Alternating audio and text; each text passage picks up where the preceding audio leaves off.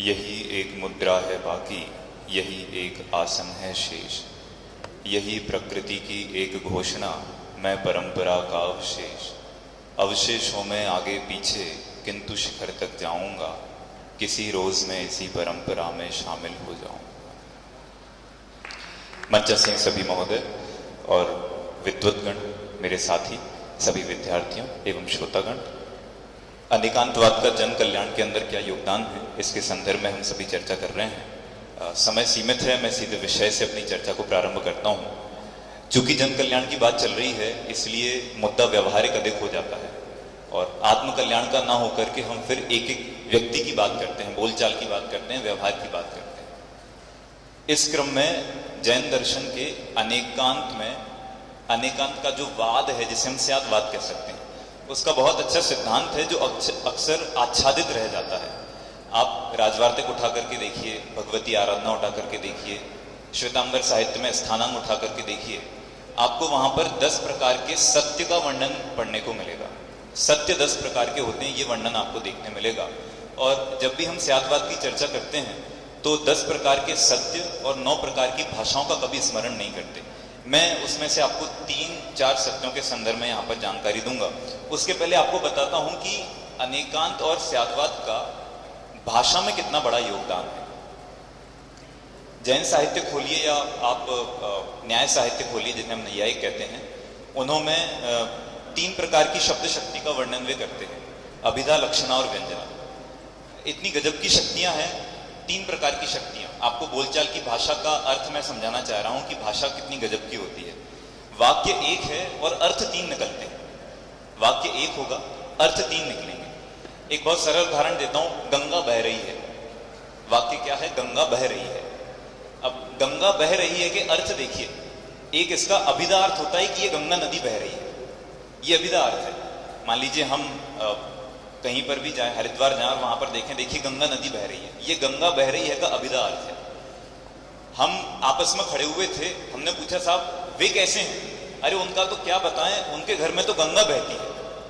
अब उनके घर में गंगा बहती का मतलब उनके घर के अंदर गंगा नदी नहीं बहती, उनके घर में गंगा बहती है। इसका मतलब यह है कि घर का माहौल इतना पवित्र है मानो घर में गंगा बह रही है। वो पवित्रता का लक्षण हो गया, ये लक्षणा हो गई। ऐसी एक बार भीड़ में खड़े हुए थे, बोले साहब कहाँ जा रहे हो? वो कुछ नहीं, बस फलाने साहब के यहाँ जा रहे हैं। अरे आज उनके यहाँ मत जाना, आज तो उनके घर में गंगा बह रही है। वाक्य एक ही है, गंगा बह रही है। आज उनके घर में मत जाना, आज उनके घर में गंगा बह रही है। इसका मतलब ये है अगर आज वहां चले जाओगे तो कुटाई पिटाई तुम्हारी भी हो जाएगी। गंगा बह रही है का ये व्यंजना अर्थ है, बोला ये है और पकड़ना वो है। ये शब्द शक्ति गजब की होती है। वाक्य एक और उसके अर्थ अनेक। इस प्रकार से अनेकांत और स्यादवाद का प्रयोग हम जमीन जमीन पर करते हैं, एक एक कदम रखते रखते करते हैं, एक एक सांस लेते लेते करते हैं। कैसे करते हैं वो समझिए, मैं आपको बताता हूं। 10 प्रकार के सत्य का वर्णन है। नाम सबके बता देता हूं, लेकिन वर्णन 2 या 3 का ही आपको बताऊंगा। एक सत्य होता है, जनपद सत्य होता है, एक सम्मत सत्य होता है, एक स्थापना सत्य होता है, एक नाम सत्य होता है, एक रूप सत्य होता है, एक प्रतीत्य सत्य होता है, एक व्यवहार सत्य है, भाव सत्य है, योग सत्य है और औपम्य नाम का सत्य है। अब सारे तो समझाना संभव नहीं है, घंटे 2 घंटे का व्याख्यान हो जाए, उसमें आपको 10 प्रकार के सत्य समझ में आए। आपको 2-3 मिनट के अंदर 2-3 सत्य के बारे में बताता हूं कि कैसे एक एक सांस लेते लेते हम अनेकांत और स्यादवाद का प्रयोग कर रहे हैं। जनपद सत्य क्या कहता है? कल भोजनालय में थे तो जो उदाहरण आचार्य ने दिया है वो मैंने प्रैक्टिकल आपके साथ जब बैठा हुआ था तो आपके साथ में मैंने बैठ करके देखा। जनपद सत्य का मतलब पहले आपको बताता हूं क्या है। किसी भी शब्द के अलग अलग जनपद में अलग अलग अर्थ हो सकते हैं। किसी भी शब्द के अलग अलग जनपद में अलग अलग अर्थ हो सकते हैं और अलग अलग जनपद में एक ही शब्द के अलग अलग अर्थ असत्य नहीं होंगे, सत्य होंगे। कल भोजन करते समय इन्होंने कहा जल है क्या? तो वो बोलता है साहब पानी है। वो ट्रे लेकर के सर्व कर रहा था तो आप पूछ रहे थे जल है क्या? वो बोल रहा है साहब पानी है। ये कह रहे जल है क्या? बोले साहब पानी है। तो इन्होंने कहा ठीक है पानी दे दो। अब समझ में, ये जनपद सत्य है। नीर जिसे हम जल कहते हैं उसे कहीं पानी कहा जाता है, कहीं नीर कहा जाता है, बराबर। तो ये जनपद का सत्य है। अलग अलग जनपद में एक ही शब्द के अनेक अर्थ हो सकते हैं अथवा अनेक अर्थों का एक ही शब्द हो सकता है और उनमें से कोई सा भी झूठा नहीं है। यहाँ पर स्थानांग के अंदर जो उदाहरण दिया गया है वो नीरू शब्द कन्नड़ का शब्द है, नीरू, जिसका अर्थ जल होता है और तमिल में उसे तन्नी कहा जाता है। लेकिन दोनों ही शब्द सत्य हैं। तो लड़ने की बात नहीं है, ये बात लड़ाई की नहीं है, ये बात तो सुलझने की है, उलझने की नहीं है। ये जनपद सत्य बोलता है। ऐसी एक और सत्य देखिए, स्थापना नाम का सत्य है। ये कौन से भगवान है? ये कौन से भगवान है? आदिनाथ भगवान है। कोई कह नहीं रहा है, मैं ही बोल देता हूं, ये आदिनाथ भगवान है। अब मैं पूछता हूं, यदि ये आदिनाथ भगवान है तो सिद्धालय में कौन है?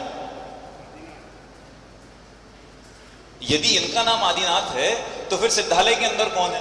और मैं जहां रहता हूं खैराना के अंदर भी आदिनाथ भगवान है। तो ऐसे आदिनाथ भगवान हैं कितने? ये आदिनाथ हैं या वो आदिनाथ है? हम जब शतरंज खेलते हैं तो बोलते हैं 2.5 कदम घोड़ा चला दो, ऊंट तो टेढ़ा चलता है। आपकी 1x1 की शतरंज के ऊपर हाथी भी चलता है, ऊंट भी चलता है, घोड़ा भी चलता है, वजीर भी चलता है, राजा भी होता है। कितनी बड़ी जगह में 1x1 के शतरंज के ऊपर ये स्थापना नाम का सत्य होता है। उन कुछ गोटियों के अंदर, कुछ पाशों के अंदर हमने घोड़े की स्थापना कर दी।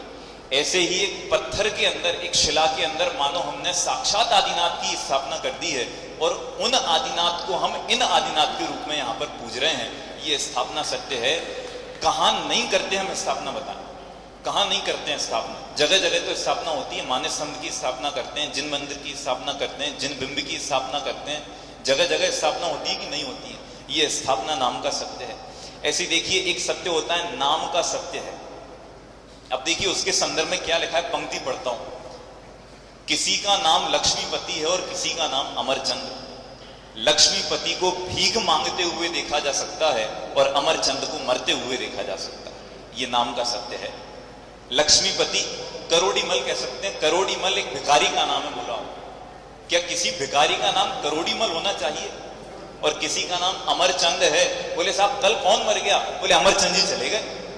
अमरचंद जी और चले गए, ये कैसे हो सकता है? कि साहब नाम सत्य के आधार पर हो सकता है। करोड़ीमल भीख मांग सकता है और अमरचंद भी मर सकते हैं, क्योंकि नाम सत्य गुणों को नहीं देखता, वो अकेले नाम की बात करता है।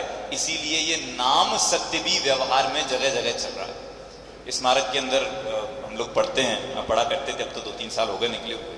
एक विद्यार्थी है वहां पर, अभी हो सकता है अध्ययन कर रहा हो या पूरा हो गया हो। मैं जब भी ये व्याख्यान करता हूं तब उसका नाम लेते ही लेता हूं। इतना सा बालक है, इतना सा, उम्र में मुझसे 2 साल बड़ा है और उसका नाम है विकास। बालक इतना सा है, उम्र में मुझसे 2 साल बड़ा है, उस बच्चे का नाम है विकास। अब बताओ वो विकास कैसा है? अविकसित विकास है कि नहीं है? लेकिन नाम सत्य बोलता है इस बच्चे का नाम 100% विकास है, इसमें कोई छेड़खानी नहीं कर सकता। ये नाम सत्य बोलता है। ऐसी एक सत्य होता है बहुत गजब का सत्य, प्रतीत्य सत्य। अब आप किसी को गलत नहीं ठहरा सकते प्रतीत्य सत्य के आधार पर। बड़ा प्रचलित उदाहरण देता हूं। एक गिलास के अंदर पानी भरा हुआ था। मैंने एक व्यक्ति से पूछा, साहब इसमें कितना पानी है? बोले ये तो आधा भरा हुआ है। दूसरे से पूछा कितना पानी है? बोलते साहब आधा खाली है। तो आधा भरा है आधा खाली है, क्या लगता है? प्रतीत्य सत्य है। मेरी प्रतीति बोलती है कि गिलास आधा भरा हुआ है और सामने वाले की प्रतीति बोलती है कि नहीं, गिलास तो आधा खाली है। समझ आए कि नहीं आया? ये प्रतीति सत्य के आधार पर ही हमारे लौकिक व्यवहार और बोलचाल चलते हैं। जिनको हम बोलते हैं कि न्यूज चैनल आप उठा करके देखें, इन्होंने ऐसा वक्तव्य दे दिया, इनको जेल हो जानी चाहिए, इन्हें अपना पद छोड़ देना चाहिए। अरे उन्होंने अपनी प्रतीति प्रकट की थी। उनकी प्रतीति प्रकट करने का मतलब था कि उनकी एक अपेक्षा ये बोलती है कि बात ऐसी है, जिसको अपन कहते हैं ओपिनियन मेरा ये है। ये प्रतीति सत्य है। प्रतीति सत्य भी हम जगह जगह पर देखते हैं। ऐसे देखिए एक और छोटा सा सत्य आपको बताता हूं। व्यवहार सत्य होता है। अपनी बात इसके बाद मैं खत्म करूंगा। व्यवहार सत्य कितना गजब का है।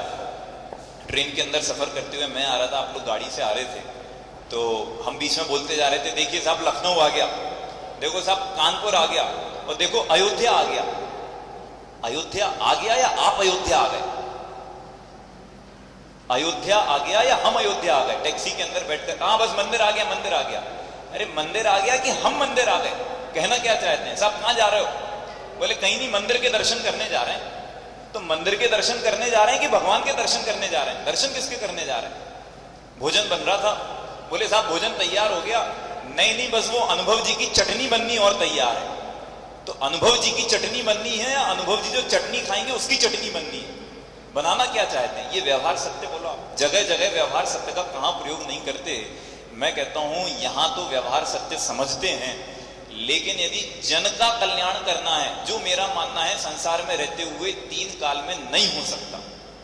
मैं फिर से बोलता हूं, जन का कल्याण जो करना है उसके लिए हाँ 10% कल्याण अनेकांशयातवाद को समझ करके होता है, लेकिन बाकी कल्याण तो संसार को छोड़ने से ही होगा। यदि संसार में भी जन कल्याण होने लगे तो मोक्ष की कोई आवश्यकता नहीं रह जाएगी। ऐसा ही अनेकांशयातवाद का प्रयोग है। बातें बहुत सारी थी, लेकिन अपने वक्तव्य को मैं विराम देता हूं। बहुत बहुत धन्यवाद। जय श्री